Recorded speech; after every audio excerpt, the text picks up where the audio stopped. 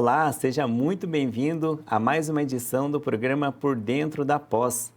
Esse programa que acontece numa parceria entre a TV Profissão com os cursos de pós-graduação do Centro Universitário Internacional Uninter.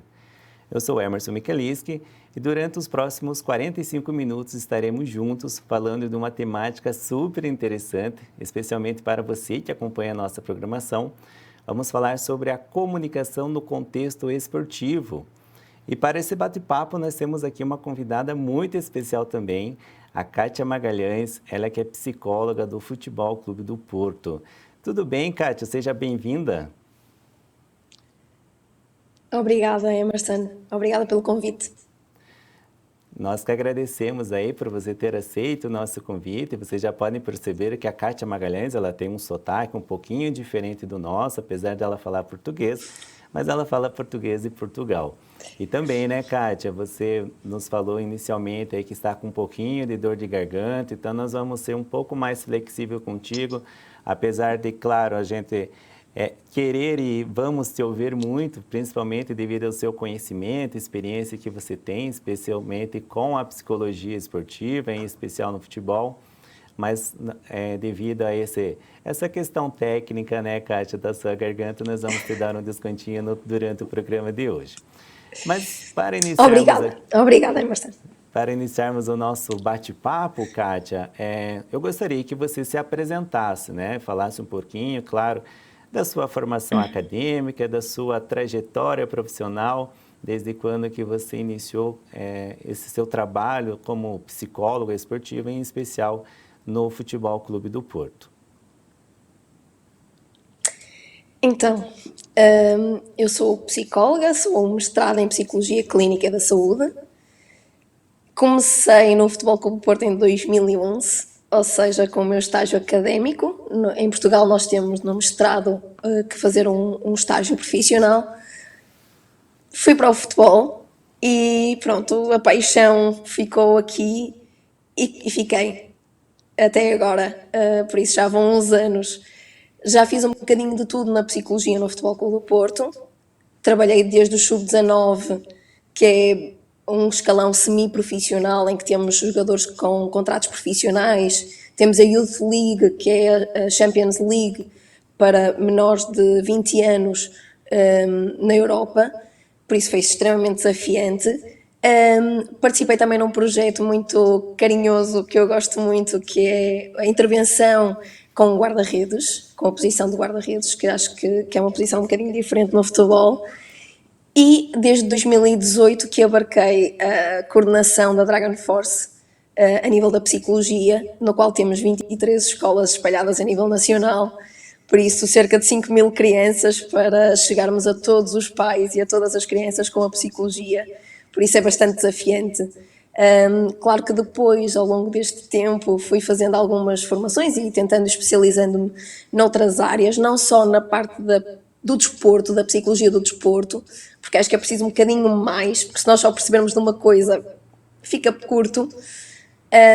Sou uma apaixonada pela gestão das emoções, por isso também é a minha especialidade, vamos nos chamar, nesta área.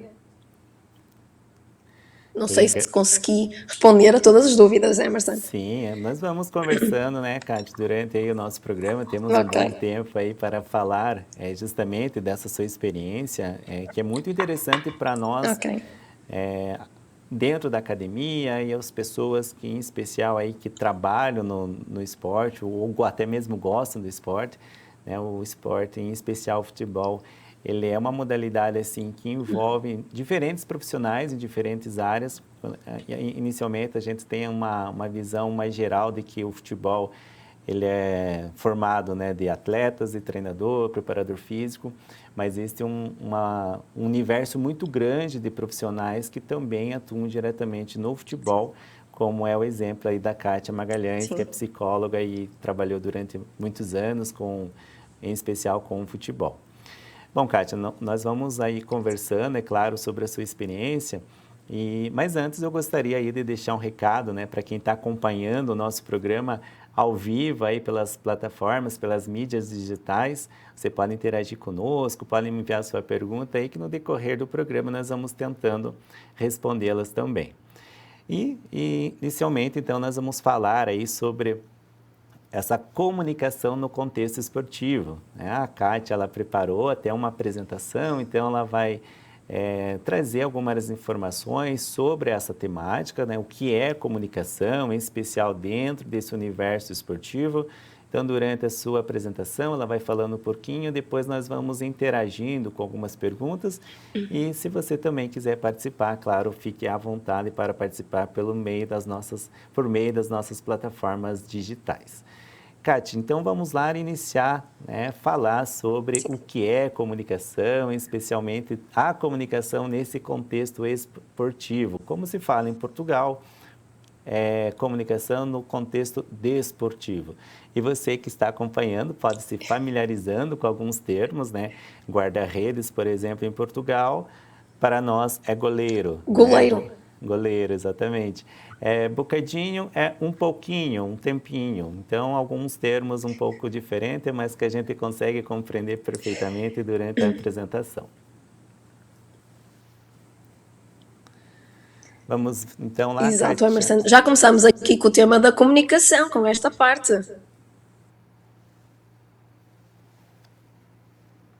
Com divergência, não é? De termos de país para país. Por isso acho que foi um excelente exemplo, Emerson. Então, como o Emerson estava a dizer, a questão da psicologia e da comunicação, e o Emerson deu agora este exemplo dos termos portugueses e do Brasil, do goleiro, do guarda-redes. A comunicação é pôr em comum, deriva do latim de pôr em comum, é partilhar significações. Ou seja, eu estar a falar em português de Portugal, nem tudo será uma comunicação eficiente, eficaz. Ou seja, Emerson, peço ajuda em algum termo que não fique claro, por favor, pede. Com certeza, Kátia. Ok, Vamos que é para nos eu ajudando. traduzir. Exatamente. É que, apesar de ser tudo português, não é tudo igual. Há termos muito específicos. E isto é um grande desafio, por exemplo, para os treinadores. Quando, por exemplo, nós temos muitas vezes na Europa jogadores de todos os países, de todos os continentes, e numa palestra no qual nós achamos que não deve exceder os 7 minutos para mantermos a eficiência da comunicação, fica um bocadinho difícil quando temos diferentes línguas envolvidas, no qual temos português, inglês, às vezes árabe, outras vezes francês, espanhol. Fica um bocadinho difícil de pôr a mensagem em comum, de tornar fluida para toda a gente. E quem trabalha a nível profissional no desporto sente isso. O desporto é muito difícil de tornar tudo claro. É complicado. Exatamente. Por isso, a sua pertinência. E isso é um tema que você aborda, Kátia, que é muito interessante, né? Porque aqui no Brasil, não é de agora, mas já há algum tempo, há muitos treinadores estrangeiros que estão vindo trabalhar nos nossos clubes, especialmente nos clubes profissionais. E não à toa, claro, além de todo o conhecimento que os treinadores portugueses têm em sua escola em Portugal, e diante disso obter um grande sucesso aqui no Brasil, mas um dos pontos que se discute é justamente isso, o poder da comunicação, justamente porque esses treinadores conseguem se dirigir aos atletas falando uma mesma língua, apesar de existir alguns termos diferentes, mas isso é comum, inclusive, aqui no Brasil. O Brasil é um país muito grande, então o modo com que se fala uma palavra ou se chama um objeto, algo aqui na região sul, é diferente da região norte, da região nordeste e outras partes do país. Isso é muito comum. Mas, de modo geral, conseguimos nos entender muito bem. Porém, quando há treinadores de outras línguas, de outras nacionalidades, há um pouco mais de dificuldade, especialmente desse treinador conseguir transmitir a sua mensagem, seja uma mensagem tática, seja uma mensagem motivacional a esse atleta, ou até mesmo o modo dele se dirigir ao seu jogador. tudo isso tem uma influência muito grande, né, conforme você já mencionou no decorrer inicialmente de sua fala, sobre essa variedade de nacionalidades, né, e isso é muito comum no esporte, especialmente no futebol. Você que vivenciou muito disso, especialmente no Futebol Clube do Porto, na qual atletas de diferentes nacionalidades e na qual o treinador deve transmitir a sua mensagem de forma com que todos eles entendam. Então, isso é um ato comum de acontecer e também que faz total diferença, especialmente no rendimento, na compreensão, né? A emissão desta mensagem, ela deve ser momentânea, se tratando ali de um jogo, especialmente, né? Devido à mensagem que o treinador deve transmitir ao seu atleta. Certo.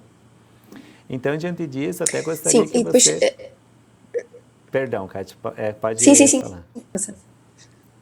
Então, né, só Não, lembrando quem eu está ia comentar acompanhando... isso com uma questão.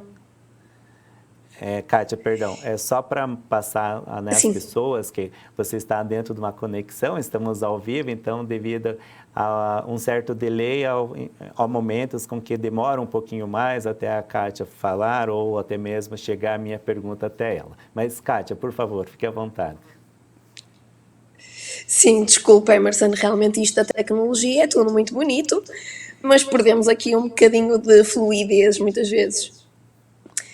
O Emerson estava aqui a falar da questão da mensagem dos treinadores portugueses e no Brasil. Acho que também é muito importante aqui para a comunicação ser eficiente. Não é tanto e não é só a linguagem ou o idioma que nós falamos, mas sim nós compreendermos a cultura do outro. Os portugueses que cá estão, não é? Têm que perceber a cultura brasileira para terem sucesso. Assim como quando nós imigramos ou quando mudamos de país, temos que perceber para a cultura vamos. Não podemos ir para uma cultura muçulmana e árabe com uma mentalidade da mesma forma que nós temos, por exemplo, na Europa ou mesmo aqui no Brasil. Temos que nos adaptar aonde nós chegamos, temos que adaptar ao que já existe e perceber, ou seja, conhecer primeiro, estudar primeiro o que é que temos ali, como é que funciona normalmente o clube. Até pode funcionar muito mal e nós temos ideias fantásticas, mas primeiro nós precisamos de esmiuçar, porque há sempre alguma coisa boa.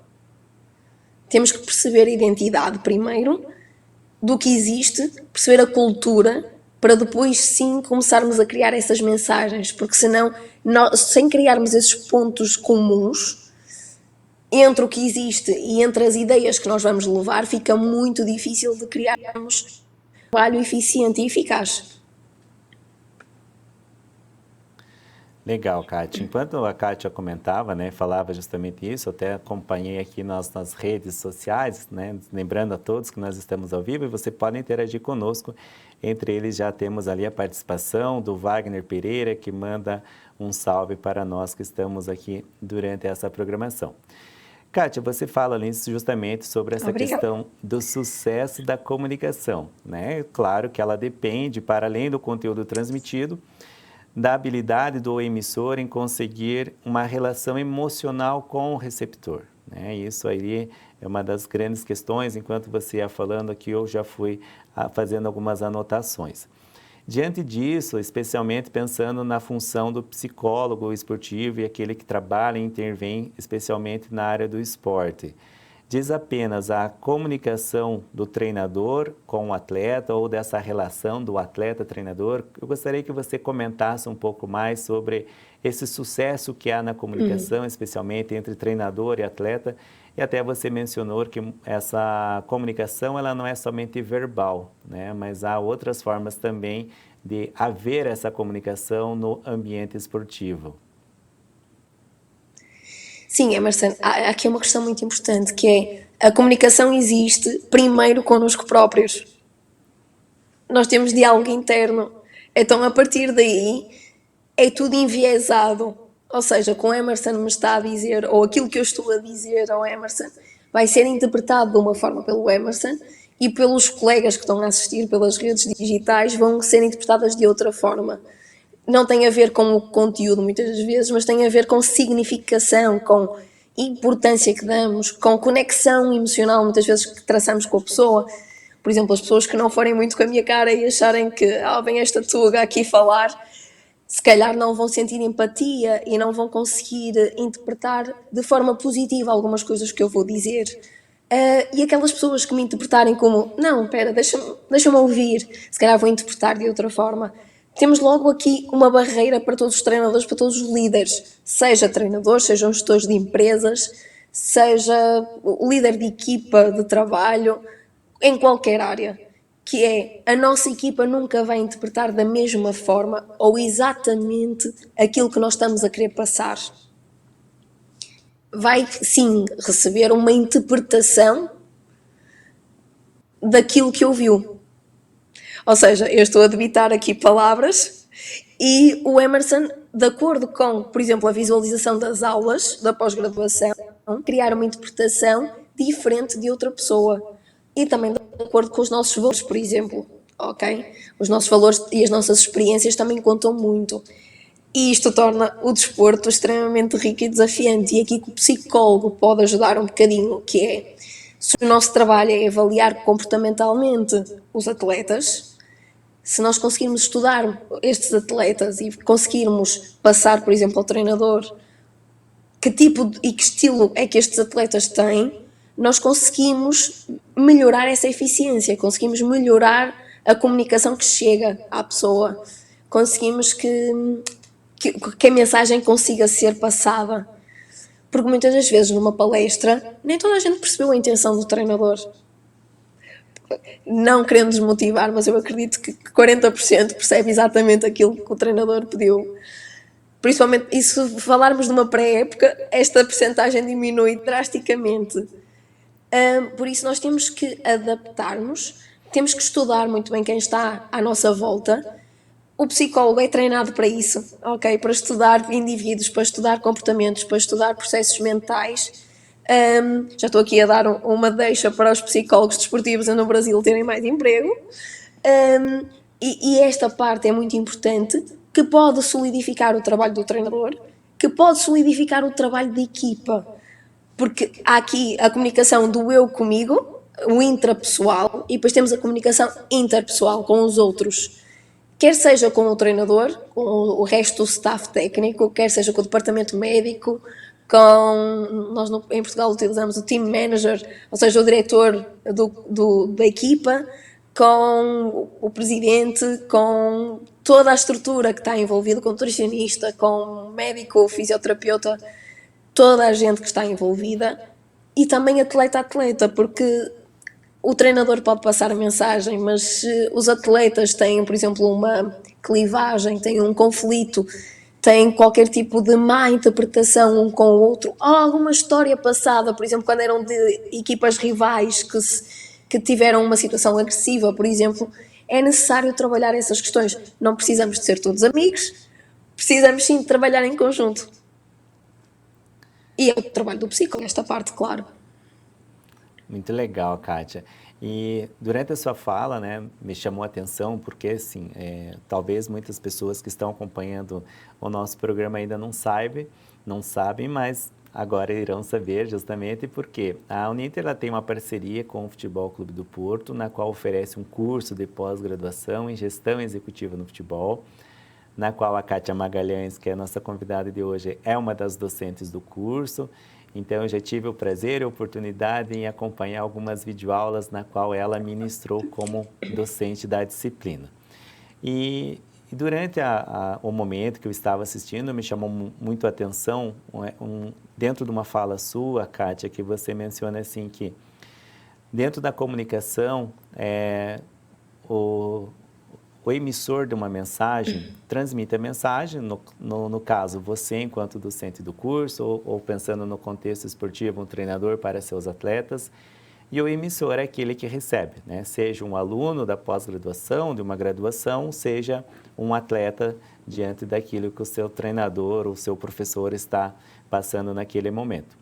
Só que neste momento, durante a sua fala, inclusive, você mencionou que geralmente as pessoas captam até 40% daquilo que a pessoa, o emissor, está transmitindo durante uma mensagem, né? E justamente se ela não estiver bem emocionalmente, se ela estiver com algum problema na família, ou alguma outra situação ali que atrapalha emocionalmente a ela não vai conseguir captar essa mensagem por completo.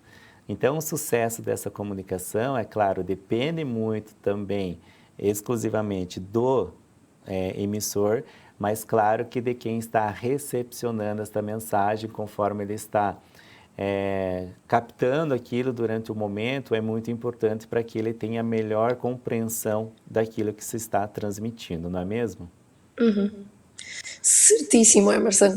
Não diria melhor. Andou atento nas aulas, sim senhor, Emerson. Sim, o emissor, claro, nós falamos muitas vezes aqui na comunicação que quem fala, a fonte da informação tem que saber falar, tem que colocar bem a voz, tem que ter a postura de acordo, não é? Porque se tiver com uma postura muito agressiva e estiver a falar meigo, está a ser incongruente. Se estiver a falar meigo, mas com uma postura muito agressiva, vai parecer também incongruente e as pessoas não vão perceber o que é que ele quer dizer. E nós não é perdemos, mas investimos muito tempo a falar sobre o treinador, sobre o líder, como comunica, como fala com a imprensa, ou como fala nas coletivas. Emerson, já sei um termo brasileiro. E nós esquecemos daqui dos receptores. É óbvio que isso acontece com toda a gente no seu trabalho, seja qual for a área. Se nós não estivermos bem, se discutimos com o marido antes de entrarmos no trabalho, por exemplo, a qualidade do nosso trabalho será afetada. Não tem como. A nossa capacidade de atenção e de concentração será menor. Teremos quebras ao longo da execução do nosso trabalho. Por isso é muito importante, às vezes, os torcedores dizem que o jogador de futebol ganha muito dinheiro, que tem que se aplicar e que tem que fazer e nós às vezes não sabemos o que está por trás de tudo isso. Nós não sabemos como é que correu a semana de treinos, não sabemos como é que está a sua autoestima. Agora, na época das redes sociais, toda a gente dá opinião com um teclado, ou seja, o mundo tornou-se muito mais global, impactante. E o jogador, ou o desportista em geral, tem que lidar com muito mais coisas do que há uns anos atrás, porque a pressão dos mídia, a pressão dos jornais, a pressão das redes sociais começa mais cedo. Ter agente, ou neste caso empresário desportivo, assinar contratos, começa cada vez mais cedo.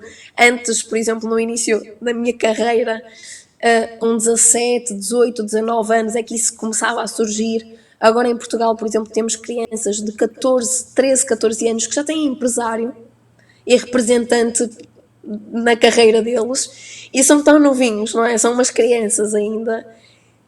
E se nós olharmos para a estatística em que 1% deles é que vai chegar a profissional de topo, mete-me um bocadinho de medo esta questão. Por isso, sim, há cada vez mais esse impacto de quem recebe a mensagem, e se nós não tratarmos também deles, e tratar da saúde mental, da sua saúde emocional, de trabalharmos a concentração deles, por exemplo, de conseguir desligar, nunca conseguimos completamente desligar, mas pelo menos diminuir o ruído durante os momentos que precisamos estar concentrados, é ótimo. É esse o nosso trabalho, é esse o nosso objetivo: potenciar rendimento, diminuir o atrito e o ruído à volta da performance de um jogador, para, claro, conseguirmos ganhar, como é óbvio, e dar espetáculo. Legal, Kátia.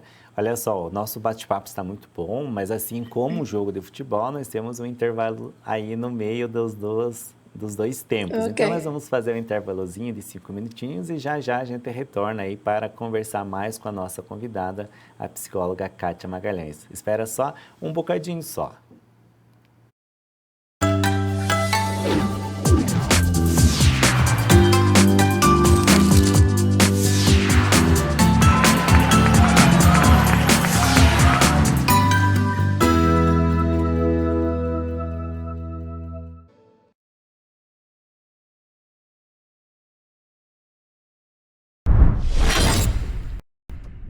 O programa Planeta Games pede sua atenção de gamer para gamer. Você quer se tornar um pro player, meu amigo? Então conheça a nova linha de máquina game da Uninter Informática, Gladiator, Maximum, Bravos, Brutus, Praetorian.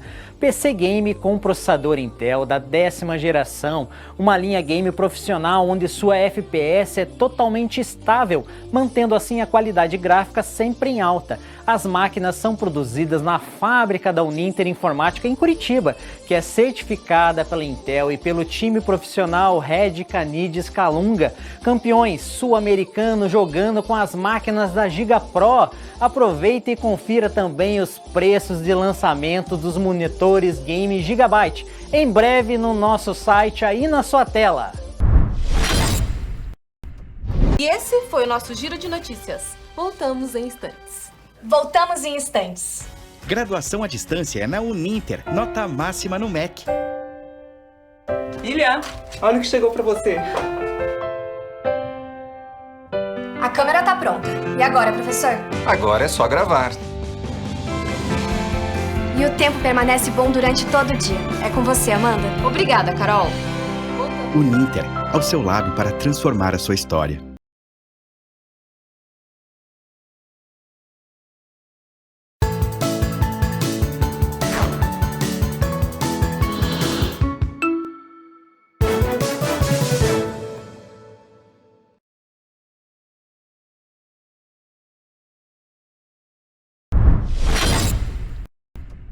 O programa Planeta Games pede sua atenção de gamer para gamer. Você quer se tornar um pro player, meu amigo? Então conheça a nova linha de máquina game da Uninter Informática, Gladiator, Maximum, Bravos, Brutus, Praetorian, PC game com processador Intel da 10ª geração, uma linha game profissional onde sua FPS é totalmente estável, mantendo assim a qualidade gráfica sempre em alta. As máquinas são produzidas na fábrica da Uninter Informática em Curitiba, que é certificada pela Intel e pelo time profissional Red Canides Calunga, campeões sul-americanos jogando com as máquinas da Giga Pro. Aproveite e confira também os preços de lançamento dos monitores Game Gigabyte, em breve no nosso site aí na sua tela.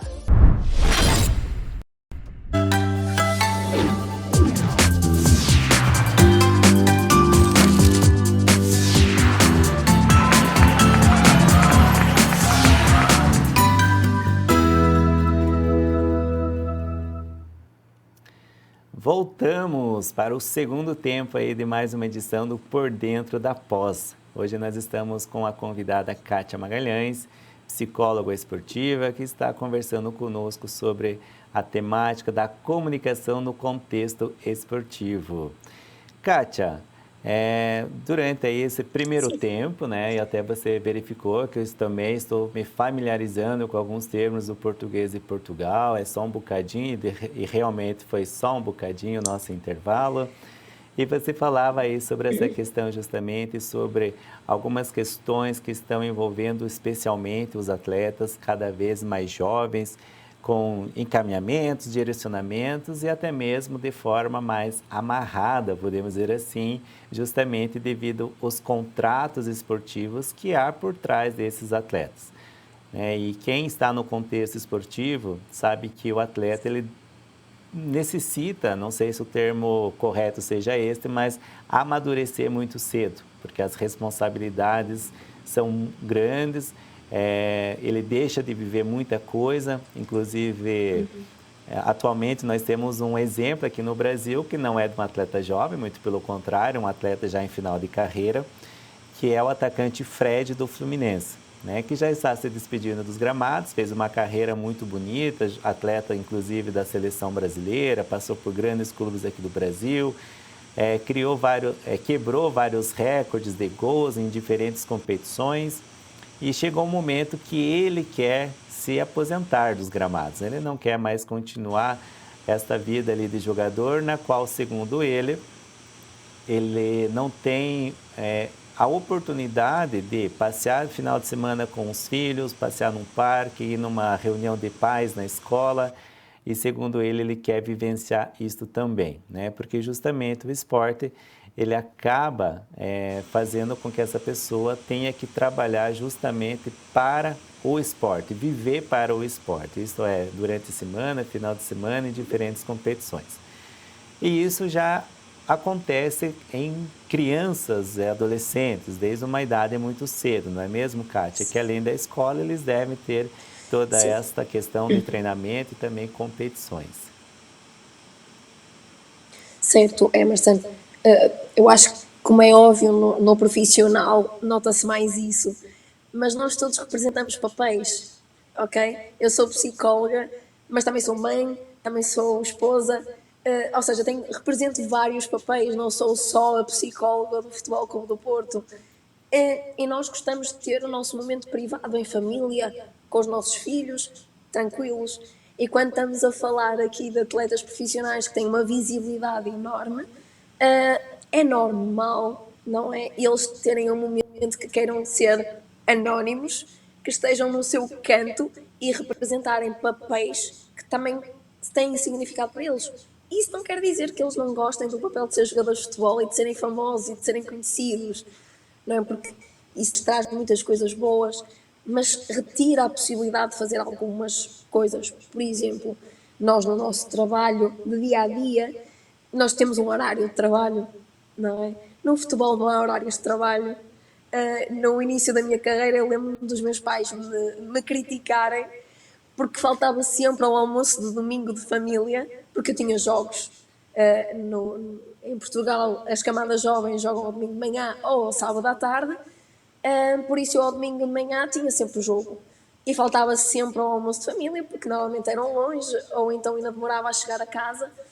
Ou seja, existe um bocadinho de dificuldade de conseguirmos cumprir todos os papéis com a mesma qualidade, com a mesma percentagem de tempo, que torna nós, enquanto indivíduos saudáveis, porque nós precisamos de todos os parâmetros. Por exemplo, uma competência de vida que nós, no Futebol Clube do Porto, somos muito chatos, somos muito persistentes com as crianças que estão connosco, diz respeito... Emerson, não sei se me está a ouvir. Sim, Kátia, estamos ouvindo perfeitamente. Emerson? Está nos ouvindo? Aqui está perfeitamente, Kátia, pode continuar. Bom, já nós fazemos a conexão novamente com a Kátia, acredito que ela perdeu um pouco do nosso retorno. Isto, Kátia, consegue nos ouvir? Assim que você conseguir nos ouvir, nós estamos...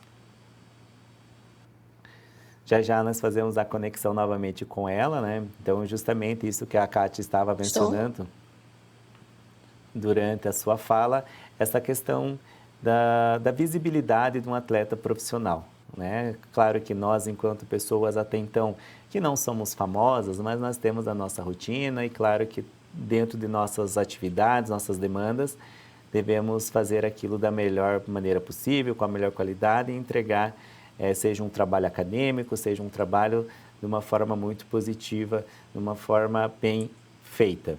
E com o atleta não é diferente, porém, esse atleta ele não tem um final de semana, esse atleta não tem um dia à noite, é uma vida totalmente diferente da qual até então pessoas fora desse contexto esportivo acabam vivendo. Vamos tentar novamente a conexão com a Kátia. Kátia, está nos ouvindo? Tem o nosso retorno?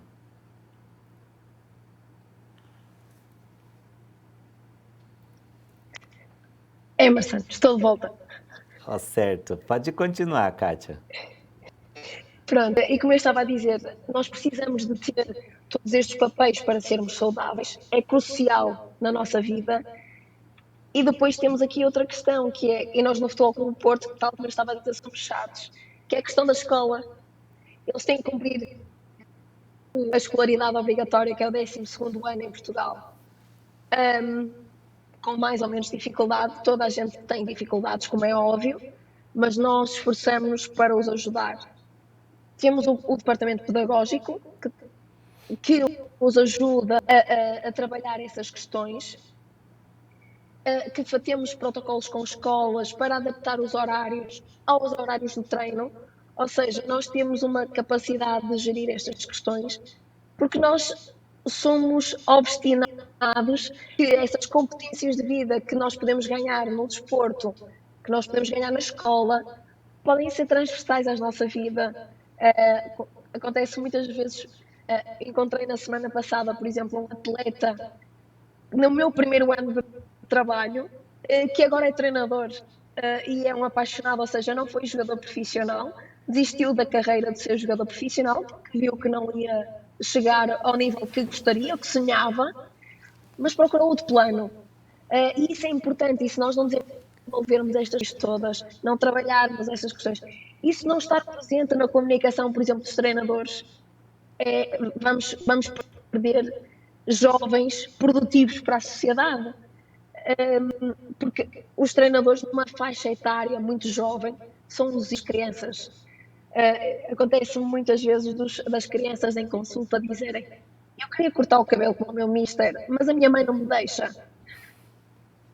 Ou seja, e esse poder da comunicação, esse poder de estar é muito impactante quanto mais jovem a criança é. Mas claro, também, ok, não achem que só as crianças é que vão ouvir, senhores treinadores. Os adultos também. Com certeza, Kátia. Inclusive, aqui não é diferente, né? Inclusive, um adulto querer, em alguns momentos, cortar o cabelo igual o seu ídolo ali, ou tentar, de certa Exatamente. forma, imitá-lo. Kátia, nós já estamos nos encaminhando para o final, mas assim, tem muita coisa para que a gente possa conversar sobre essa questão do contexto da comunicação esportiva. E uma das questões que é interessante você compartilhar conosco e principalmente com quem está acompanhando o nosso programa, que é justamente essa questão da coordenação no setor de psicologia dentro de um clube ou dentro de escolas de futebol, né? Porque são contextos diferentes, apesar de se trabalhar com futebol, mas o contexto profissional ainda é diferente do contexto da iniciação esportiva, em especial da escola de futebol. E durante a sua fala, eu tive a oportunidade de conhecer um pouco da infraestrutura, da estrutura do Futebol Clube do Porto, em especial do projeto Dragon Force, todo esse trabalho que é realizado com as crianças e adolescentes que fazem a iniciação esportiva dentro desse âmbito das escolas de futebol e todo esse cuidado, inclusive, que há com diferentes profissionais, não só da psicologia, mas como você mencionou, da pedagogia, o pedagogo ali que vai atuar diretamente com aspectos relacionados aos estudos dessas crianças e adolescentes, a questão da nutricionista e, claro, da psicologia, na qual você faz parte desse universo. Então, eu gostaria que você passasse um pouco dessa experiência de como que é essa parte, essa função ali do psicólogo esportivo, em especial nessa parte ali de coordenar esse projeto tão legal que é desenvolvido dentro do Futebol Clube do Porto. Ok, Emerson. Perguntas difíceis. Então, já convém aqui dizer aqui uma questão que eu acho que é importante, Emerson, que é nós no Futebol Clube do Porto, por exemplo, na parte da formação e nas equipas profissionais, na equipa A e B, nós temos um psicólogo em cada equipa, ou seja, o psicólogo está presente nos treinos, nos jogos, está presente em todos os momentos de equipa, faz parte do staff. Ou seja, aqui há um acompanhamento diário da equipa. Depois temos uma modalidade diferente que pode ser de consultadoria, com o treinador, com a equipa técnica, ou seja, é algo mais pontual, algo mais contratual e específico. Depois temos também a parte da intervenção psicológica com o atleta, que pode ser interna ao clube ou pode ser externa, ou seja, o jogador pode contratar um psicólogo para o ajudar em. E depois temos a modalidade que temos na coordenação do Departamento de Psicologia da Dragon Force, que é, como temos 5.000 crianças e queremos chegar a todas elas, como é que nós podemos levar a psicologia e a desmistificação de alguns conceitos de psicologia a todas as crianças e a todos os pais. Por exemplo, um exemplo muito básico, a ansiedade. A ansiedade é sempre uma problemática que nós temos que toda a gente fala, que os mídias falam, que há conselheiros em todo. E nós tratamos o conceito de ansiedade de forma errada. Nós temos ansiedade estimulante e debilitante. Nós sem ansiedade morremos. Ou seja, é um mecanismo de sobrevivência do nosso corpo. Tem que existir. Não tem como. Então muitas vezes nós temos que desmistificar isto nas crianças. Desmistificar com os pais. Se o filho está ansioso, é normal. É um jogo diferente, é uma final. Tem um teste, está nervoso.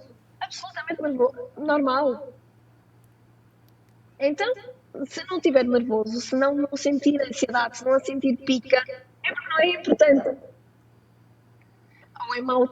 Ou é mau jogador e então está lá só porque sim, ansioso, hein? Por isso nós temos que desmistificar aqui estas questões, é isso que nós tratamos. Ou seja, nós temos desde uma rúbrica mensal em que passamos alguns conselhos para desmistificamos estes conceitos com as famílias. Temos depois workshops com as famílias, por exemplo, fizemos um no mês de fevereiro, que foi do treino emocional em família, no qual as famílias tiveram que se sentar durante 1 hora e fazer atividades de gestão emocional e de regulação emocional comigo, neste caso, em que tinham que praticar no momento com os filhos, e foi muito interessante ver algumas reações. Temos também os treinos temáticos. O que é isso? Como é que nós podemos levar um conceito de psicologia para o treino? E não é, o que é a emoção, a ansiedade? Não é só tirar perguntas para o ar. É como é que nós podemos ter um exercício técnico, tático, físico, com estas questões psicológicas específicas presentes. Por exemplo, nas crianças mais pequenas, eles tinham que fazer uma condução de bola e fazer um remate. Em vez de terem que fazer remate para a baliza X, que o treinador normalmente diz, rematem para a direita. Não, tinham que rematar para a baliza que tinha o smiley da tristeza, por exemplo. E assim estamos a trabalhar a literacia emocional, que é muito baixa. Nós temos um vocabulário emocional muito baixo, por isso é preciso trabalhá-lo. E se eles adoram o futebol, se eles adoram o desporto, acho que é a conjugação perfeita, é um casamento perfeito.